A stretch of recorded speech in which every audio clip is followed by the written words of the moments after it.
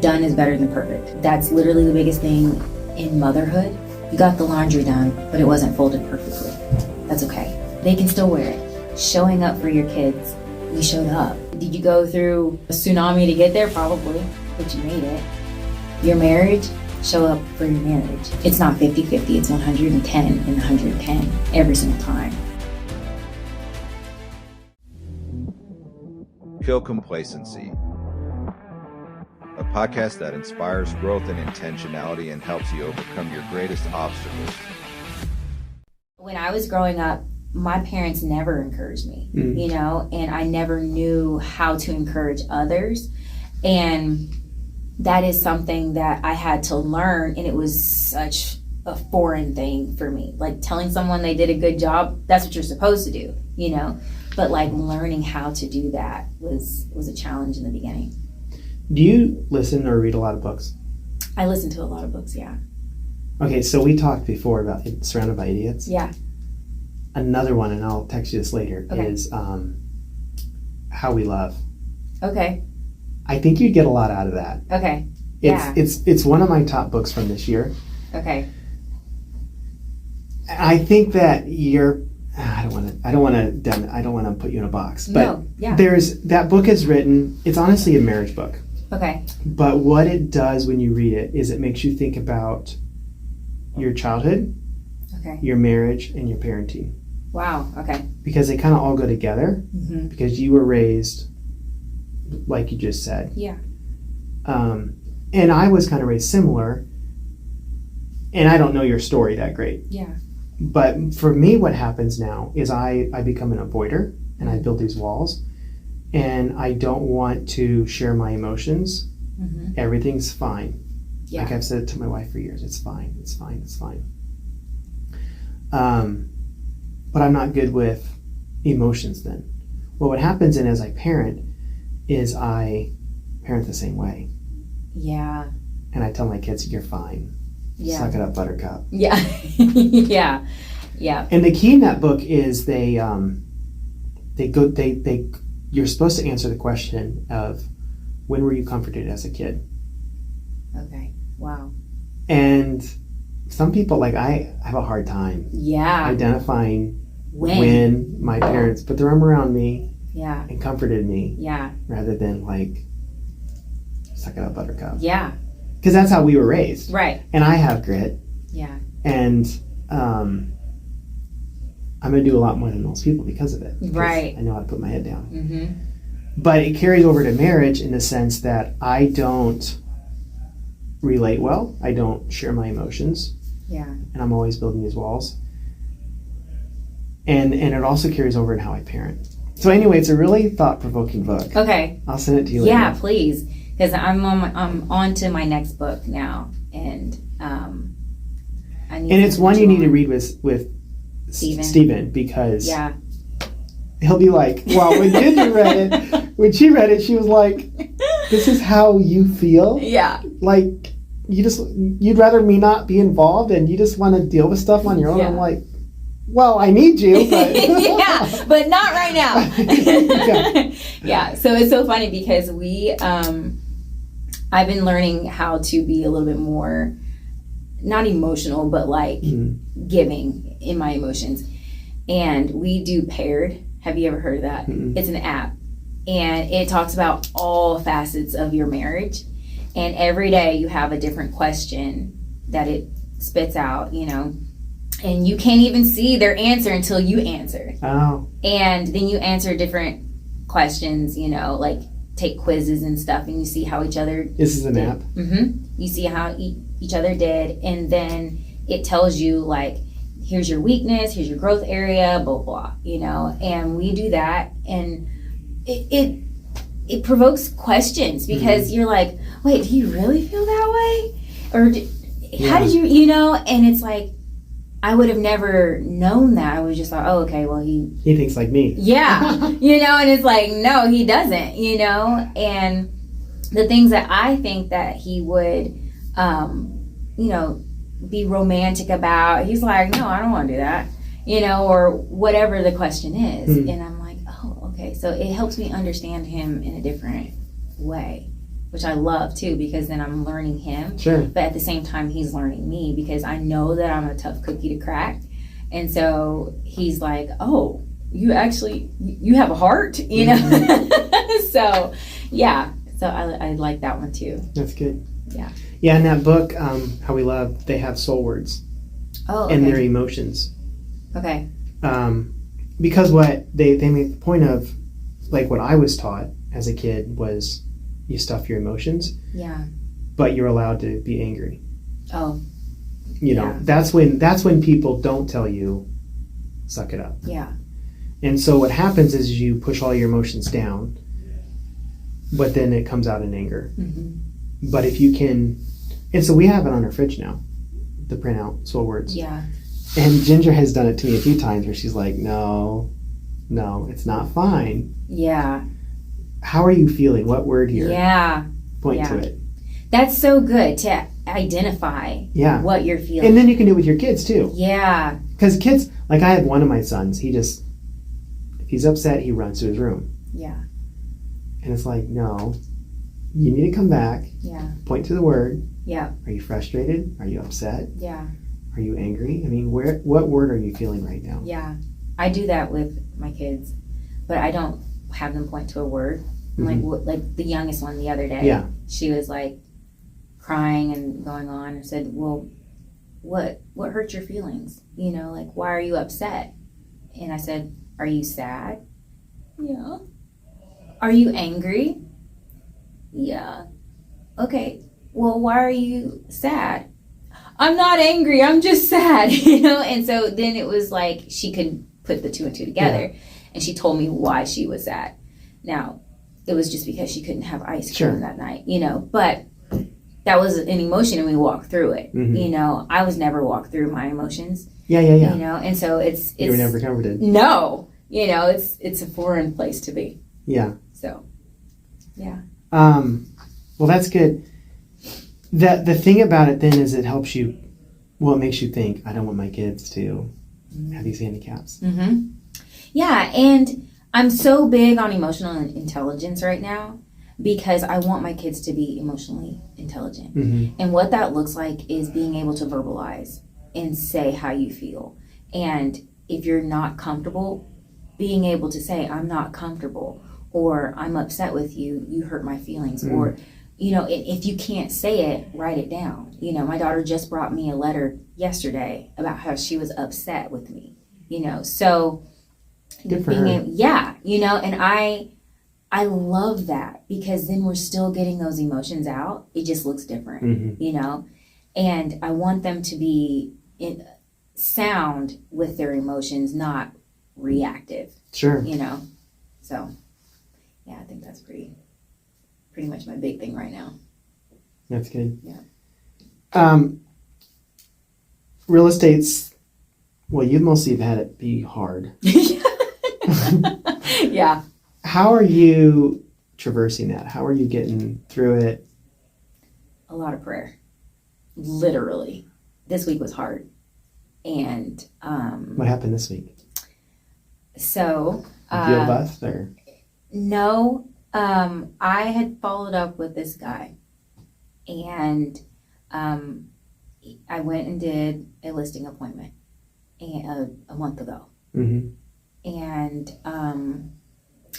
I told him some things that he needed to adjust, meaning like, hey, let's clear the counters, let's not have any clutter on the floor. What do you mean there's clutter? And I'm like, well, you know, you just may want to do it for the pictures, you know, so that it could be appealing to a buyer. Well, I told my brokers, like, hey, this guy seems more your speed because she's very much like I am, like iron fist, you know. And I said, hey, he kind of seems more your speed. You may want to call him. So she did. And he said, oh, yeah, I just need to fix some things. And she's like, okay. Well, then he called her back. And he said, hey, I just want to let you know that Amber came to my house dressed inappropriate and like a stripper. And I was so taken aback because that is not my personality at all. And it was such an attack on my character that I literally considered getting out of real estate. that single day. Because I'm like, this is the second man in 1 month that has been inappropriate. Wow. And that's what makes real estate hard, because I live in my bubble. You know, I do my wife duties, I do my mom duties, I do my work. I don't look at all what the world looks at. Mm-hmm. And that was the hardest moment for me, because that man literally took who I was not, mm-hmm. went to my broker, and it was almost like accusatory of like, but your broker knows you. Yeah, she knows me, you know, but it was just the fact that it was even there, you know. And I said, I also want to let you know, to my broker, that this man also FaceTimed me at 1 a.m. Thank God my phone is on Do Not Disturb. So if it was so inappropriate, why are you calling me at 1 a.m.? And that's when things just, I don't know. I just don't. You don't need that listing, huh? No, I mean, like, I'm there's definitely a chance I'm not listing it because I blocked him. Yeah. You know, like, that is not how I run my business. And that is not the company that I keep. Yeah. You know? I think, though, Amber, we have to be mindful of the things we can't control. Sure. And yeah. I mean, you're you and he's him, and you dress professionally and you do your thing, and people are going to perceive it differently. Yeah.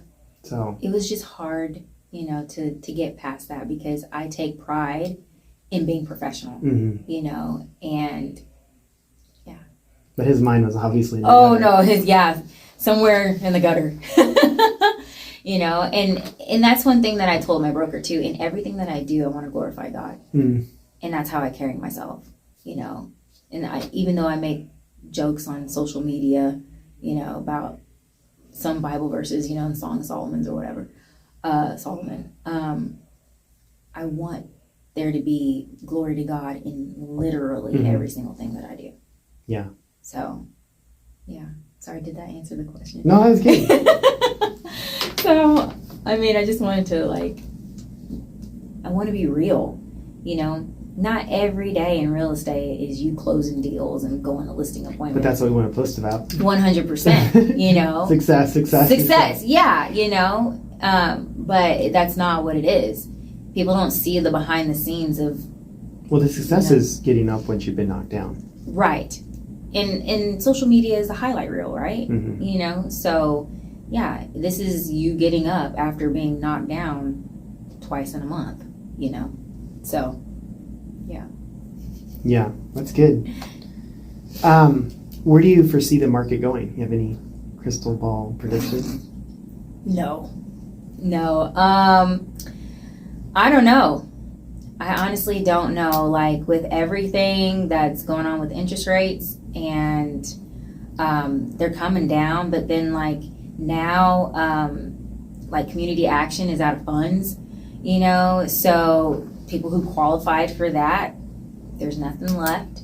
You know, maybe there's some other programs or grants that people will be able to qualify for, but I'm honestly not sure, because people waited too long. Yeah, you know, and the time was then, you know, so I don't know. I mean, it could change tomorrow, you know.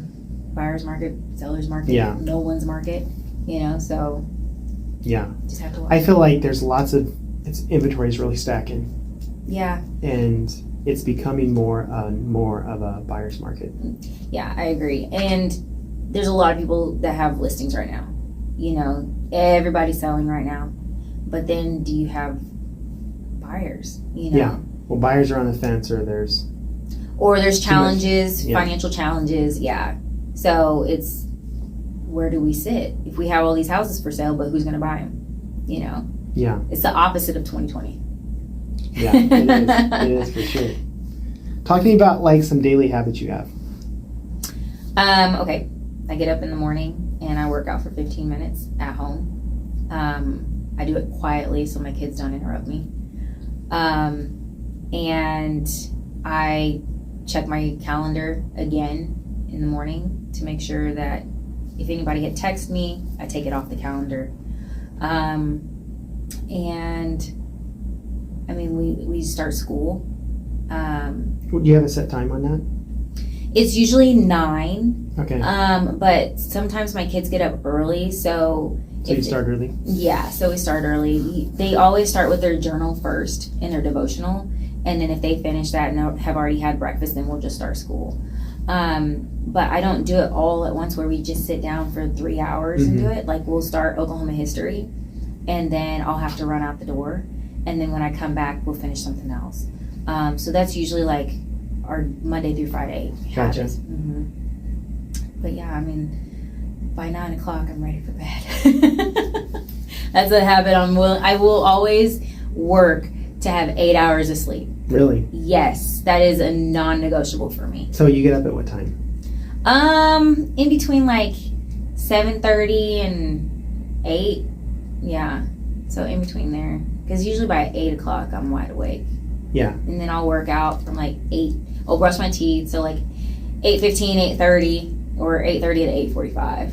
So, but yeah, I'm 8 hours non-negotiable because I'm a better mom and I'm a better person when I've had sleep. So I'm a morning person, and so like 5 o'clock is normal. Really? With no alarm. Oh my gosh. And is it still dark then? Yeah, it's dark. Okay. Yeah. I didn't know if the sun was up. You didn't even know. No idea. But to your point, Ginger sometimes will try to keep up with me, and she just can't. Yeah. She needs her sleep.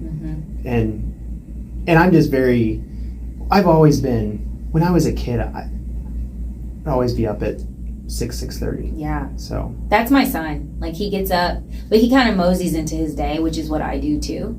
And like, I don't respond to text messages or anything until after 9 a.m. Because I want to keep my time, you know? Yeah. But well, that's what I love about mornings is it's my time. Yeah, but that's so early. That's so early. I'd have to go to bed at like 7 to make it at 5 a.m. Yeah. Well, I used to teach a yoga class many moons ago, and it was sunrise yoga at 5:30, I think. And I'd have to get up at like 4:50 just to make it across town 15 minutes to make it on time. And it was the hardest thing. But we would exercise literally watching the sun. It was at Mercy. Literally watching the sunrise on the patio or whatever. It was pretty cool. That's cool. But then I'd be dead for the rest of the day. So yeah. No. Has there ever been a time for you, Amber, when you feel like you had a monumental mindset shift? I mean, you kind of talked about your childhood being hard. Yeah. Where was the shift where you said, I'm not going to live that way? Or I don't. Yeah, when I had my son. Literally in the hospital, I remember everything changed. And because now I'm no longer responsible for me. I'm responsible for him. And I want him to have the best life that he could possibly have. And I'm going to give him the best life that he could possibly have that I never got. And not to say, you know, he's going to be spoiled, but I want him to have opportunities that weren't afforded to me, you know? And that's what I've done. That's when I've shifted literally everything. And so he's your why? He's my why. Or your motherhood? Yeah, motherhood is, and my kids are my why. Like, my kids, they're happy to go to the dollar store, okay? They are just happy to have the smallest things. Yeah. But I'm like, hey, you need to learn how to horseback ride. So let's do that. And you need to go and learn how to swim because we had some accidents where he could have drowned. So you need to learn how to swim. You're going to go to gymnastics, whatever. Yeah. You're going to do these things that I never got because I want you to have those opportunities to find something that you love and to stick to it. Because if you love it, then you're going to do it, you know? I don't want you to just willy-nilly do anything, you know? But yeah, it was when I became a mother that I was like, oh no, Mother Bear's here. I'm not going to be doing anything that I want. You don't even know old Amber, you know? Like, this is how I am now. So, if you could go back, if you could speak to your 20-year-old self, what advice would you give her? Don't party. Yeah, don't party. Stay focused. And I probably would have started real estate back then. I wouldn't have gone to college because, kind of like what we were talking before, my degree is in marketing. Mm-hmm. And marketing from 2006 to 2011 is completely different, and I feel like that was a waste of my time because the times have changed. And now I'm just figuring it all out again using AI, and I would tell her, go do something that you actually can make a living and a life with, like be intentional. You can always have fun. Yeah. And in 10 years, you're not going to want to go outside anyway. So you're going to be in bed by 9. Yeah. So, but yeah, that's what I would tell my 20-year-old self. What is a book you've read along the way, or maybe a favorite quote? The Let Them Theory. And it's not a Christian book. And normally I only read Christian books. But this one was not. And it was so good and almost freeing. Because it teaches you to just let them think what they want to think. Let your kids have those natural consequences. If they want to have pizza at 9 a.m. for breakfast, why are you telling them no? Are they harming themselves? Are they harming others? No. It's just because you don't want them to have pizza for breakfast, right? So picking your battles. And that's where I've learned to say, okay, let them have pizza at 9 a.m., whatever. That gets harder as your kids become teenagers. Oh, yeah. I'm there. And luckily my son is like, we have to have a fruit, a vegetable, and a protein. So he's not that way. But I've ingrained that since they were kids. Mm-hmm. They're still kids, but since they were really young, that we have to eat the rainbow, and we have to have healthy choices. But the Let Them Theory helped me to not stress as much, where I'm not getting anxiety. You're not micromanaging. 100%. Yeah. And it's just allowing me to let them have those consequences. Well, you're letting them fail. Yes. Which is really good. Yeah. Because then they see it for themselves, and then it has a bigger impact than me just telling them no. Mm-hmm. And that's what I want for my kids. Not to see them fail, but to see them rise above. Well, and think for themselves. 100%. Because I want them to be critical thinkers and to see the cause and effect of their actions and not just think, oh, I can do whatever. Oh, you got a tummy ache because you ate pizza? Man, that sure does stink. But maybe we shouldn't eat pizza for breakfast. Mm-hmm. And then they learn. So they might really like it, though. Oh, gosh. Amber, if you had a final message and you wanted the world to hear what Amber has to communicate or what Amber cares about most, what would you want the world to know? The best thing I was ever told that I still am working on, done is better than perfect. And that's literally the biggest thing in motherhood, that you got the laundry done, but it wasn't folded perfectly. That's okay. It's all right. It's in the drawers. It's okay. They can still wear it, Showing up for your kids. You showed up. Did you go through, a tsunami to get there? Probably, but you made it. Your marriage, show up for your marriage. It's not 50-50, it's 110 and 110 every single time, That's what I would tell the world, because it's not just one, it's different areas that you show up, and done is better than perfect. So that's good. Yeah. Amber, how do people find, follow, use you as a realtor, all that good stuff? I'm mainly on Facebook, so Amber Jay on Facebook. You'll see a picture of me. I'm on Instagram, but I'm not on Instagram. Yeah. So, but usually just, that or LinkedIn, Amber Jason on LinkedIn too. So that's how they can find me. Well, thank you. Thank you.